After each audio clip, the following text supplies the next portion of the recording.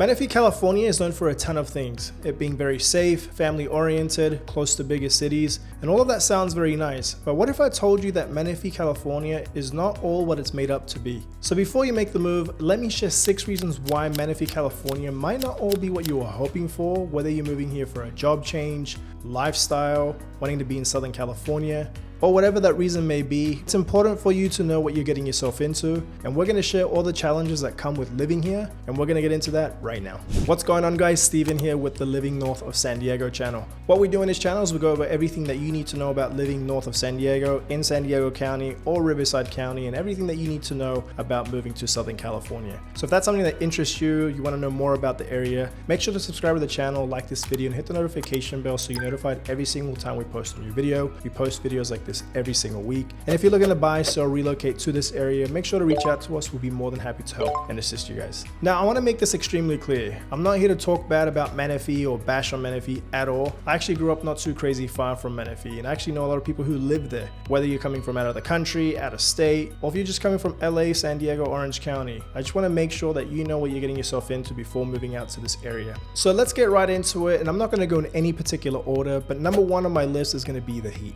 Menifee can get really hot. In the summertime, it averages around between 95 to 100 degrees, especially July and August. June is pretty nice. September can be nice, but it can also be very hot as well. So Menifee can get into the hundreds, and it has before, but usually it's in the lower part, like 1 to a 105. You're not looking like Las Vegas, Arizona, where it's 115, and then at nighttime it drops to 95, 100. Yes, here it does get hot during the day, but in the morning and the evenings are super nice. So if you're one that likes to be outside, likes to take walks or go running or ride your bike, you can definitely do that in the morning because it's still cool enough, or in the evenings. Actually, the evenings in Menifee are really nice. They drop down in the 70s, even in the 60s, so you can open up your window at nighttime and not have the AC running all night. But you are going to be running your AC during the day in Menifee, especially if you work from home, so do expect electricity bills to be a little bit higher during the summer months. But overall, it does get pretty hot out here in Menifee. The rest of the year is pretty nice. So if you're looking for 4 seasons, Menifee is not going to be the greatest place for you. If you like to have a white winter, you like to have snow, it doesn't snow, it doesn't get that cold here in Menifee. The coldest it gets here is probably in the 50s during the day, but usually hits in the 60s. You can wear a light sweater, and at nighttime you also have to bundle up. But during the day, for the most part, in the wintertime, you can still wear a shirt in the spring or the fall. So overall, you are going to get nicer weather throughout the year,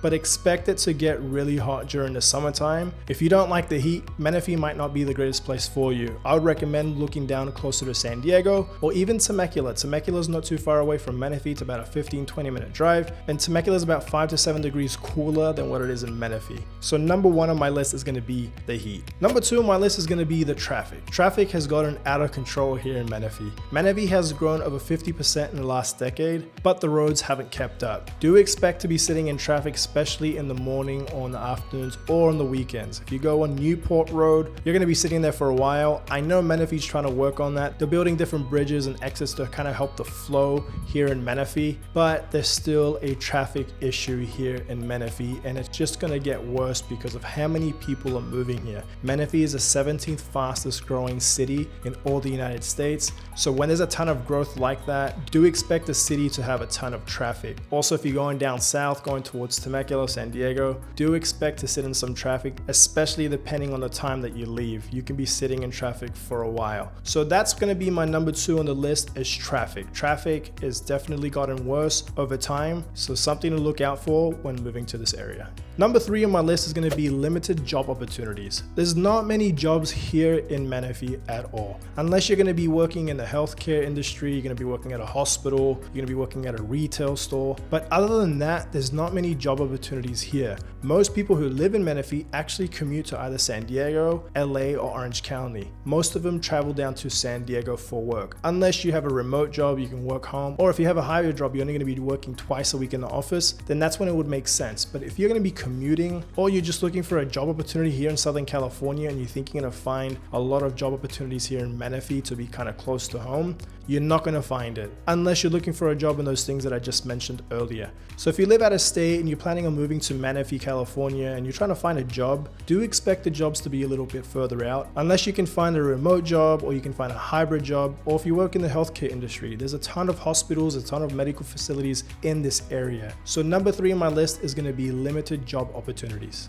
Number 4 on my list is going to be it's a quiet town and there's little to do. There's not much of a nightlife or a lot of entertainment here in Menifee. Unless that's what you're looking for, you have a family, you want to live somewhere where it's quiet, where it's safe, where there's not much going on, then definitely look into Menifee. But if you're looking for that nightlife, want to live close to the bars, you want to live close to a sport arena so you can go watch your favorite team on the weekends or even on the evenings, this is not going to be the place for you. There's not much to do here. The closest place to Menifee that has a nightlife is going to be Temecula. Temecula has an old town where there's a lot of bars. They have a stampede where you can go dancing, or they also have the wineries where you can go wine tasting. They have a ton of different restaurants there. But Menifee itself, there's not much to do here. There are some sit-down restaurants. There are little things here to do, but if you're wanting to live somewhere, you want to live in the heart of where there's a lot of things to do. But if you're okay commuting about half an hour to an hour to go to those things, then definitely look into Menifee. It could be a good place for you. But if you're looking for a place where there's a ton of things to do, I wouldn't look into Menifee. So number 5 on my list is going to be growing pains and copy-paste neighborhoods. What I mean by that is there's a ton of new homes being built here in the city of Menifee, and a lot of them look very similar. It looks like they're just copy and pasting everything around the area. If you don't like that, then you're not going to like this area. But California does have its style. Like every state has their own style of homes, where I'm sure if you drive into Utah or Texas or whatever state that may be, you're going to be like, oh, all the homes look very similar here. California also has that very similar style, stucco looking home in most of the community. So if you don't like that, you're not going to really like Menifee much. And also the growing pains. Menifee is growing, like I mentioned before, it's the 17th fastest growing city in all of California. And with that, there's going to be growing pains. There's a lot of traffic, there's a lot of construction, there's a lot of things that need to be changed. Menifee didn't expect to grow so much so fast. There's a lot of things that are being changed